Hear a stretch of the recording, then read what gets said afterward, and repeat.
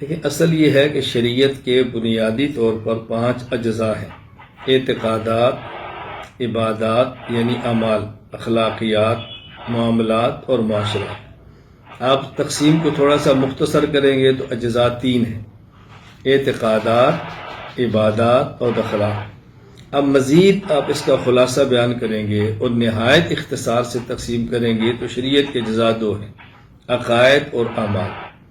عقائد کو آپ چھوڑ دیں گے تو بعض عقائد ایسے ہیں کہ جن کی بنیاد پہ اسلام اور کفر کا فیصلہ ہوتا ہے، اس میں عقائد میں سے ایک عقیدہ بھی چھوڑیں گے تو اسلام سے نکل جائیں گے۔ بعض عقائد ایسے ہیں جن کی بنیاد پر اہل سنت اور اہل بدعت کا فیصلہ ہوتا ہے، ان میں سے ایک عقیدہ بھی چھوڑیں گے تو اہل سنت سے نکل کر اہل بدعت میں چلے جائیں گے۔ باقی رہ گیا معاملہ اعمال کا۔ اعمال کا معاملہ یوں نہیں ہے، عقیدے کا معنی ہے ماننا اور اعمال کا معنی ہے کرنا۔ ماننے اور نہ ماننے سے اسلام اور کفر کا فیصلہ ہوتا ہے، کرنے اور نہ کرنے سے فسق کا فیصلہ ہوتا ہے۔ لہذا شریعت کے جتنے بھی اعمال ہیں ان میں اہم ترین عمل نماز ہے۔ اگر کوئی شخص نماز کو جان بوجھ کر بھی چھوڑتا ہے تو یہ نہیں کہہ سکتے کہ وہ کافر ہو گیا، وہ فاسق ہے۔ ہاں، جو حدیث پاک میں آتا ہے، رسول اکرم صلی اللہ علیہ وسلم نے ارشاد فرمایا، یہ حدیث المعجم الاوسط للطبرانی حدیث نمبر 3348، حضرت انس رضی اللہ تعالیٰ عنہ سے مروی ہے کہ آپ فرماتے ہیں، رسول اکرم صلی اللہ علیہ وسلم فرمایا، من ترک الصلاۃ متعمدا فقد کفر جہارا، جس شخص نے جان بوجھ کر نماز کو چھوڑا تو اس نے کافروں والا کام کیا۔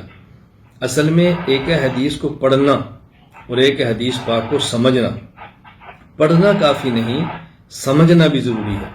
اس لیے میں بارہا گزارش کرتا ہوں، احادیث کو صرف کتب حدیث سے نہ پڑھیں، کسی ماہر حدیث سے حدیث کو سمجھیں۔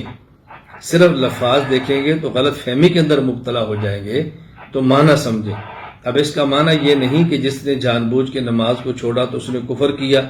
اس کا معنی جس نے نماز کو جان بوجھ کے چھوڑا اس نے کافروں والا عمل کیا ہے۔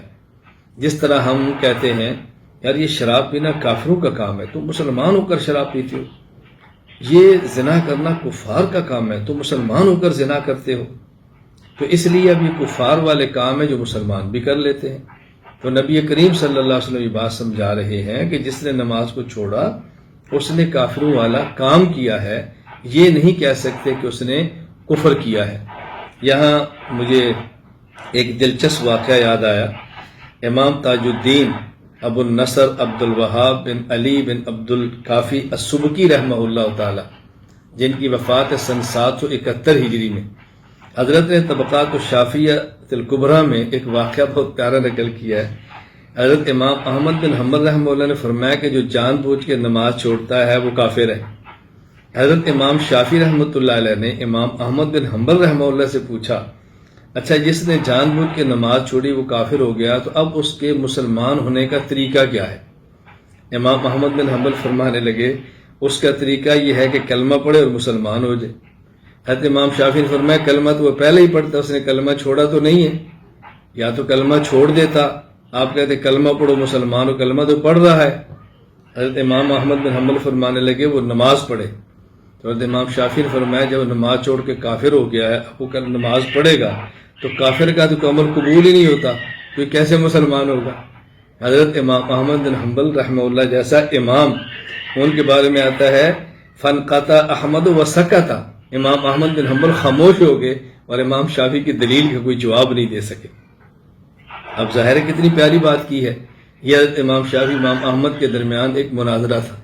میں سے یہ بھی عرض کروں گا کہ مطلب مناظرہ برا نہیں ہوتا، ہمارے اس کا مفہوم غلط ہو گیا ہے۔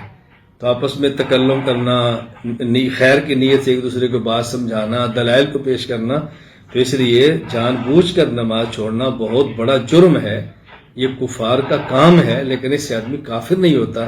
ہمیں فتویٰ بازی سے احتیاط کرنی چاہیے، اور چھوٹی چھوٹی بات پر کفر کے فتوے جو دیتا ہے غلط کرتا ہے، اور میں سمجھتا ہوں علماء میں سے کام تو ایسا کوئی نہیں کرتا ہوگا۔ اللہ تعالیٰ ہمیں سمجھ عطا فرمائے۔